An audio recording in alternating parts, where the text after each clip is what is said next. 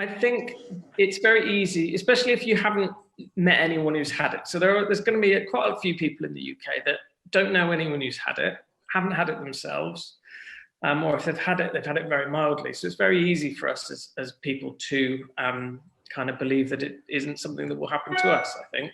It's the same reason why people go on to smoke, even though they're told that they'll get lung cancer.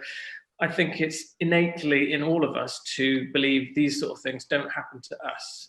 But we've seen, and we saw in the, previously this year, that it can happen really to anyone. And there are some people that it makes very unwell indeed. In terms of conspiracies, Sarah and myself, we're doctors, we're working very hard to try and fight against this virus. We don't have time to be involved in a global conspiracy involving Bill Gates and microchips and 5G and lizard people. If you've got to look at the evidence, there's a lot of evidence that this is a real virus. There's a lot of evidence that people have died from it. There's a lot of evidence that intensive care units around the world have been overwhelmed.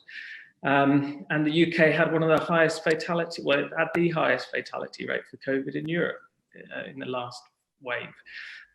So, you've got to look at the evidence.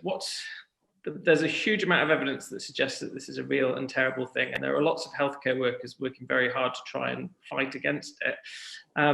That's much more likely, even if you just take on balance of probabilities, that's much more likely than some crackpot theory involving 5G and laboratories in China. So, yeah, I don't have much time for conspiracy theories, to be honest.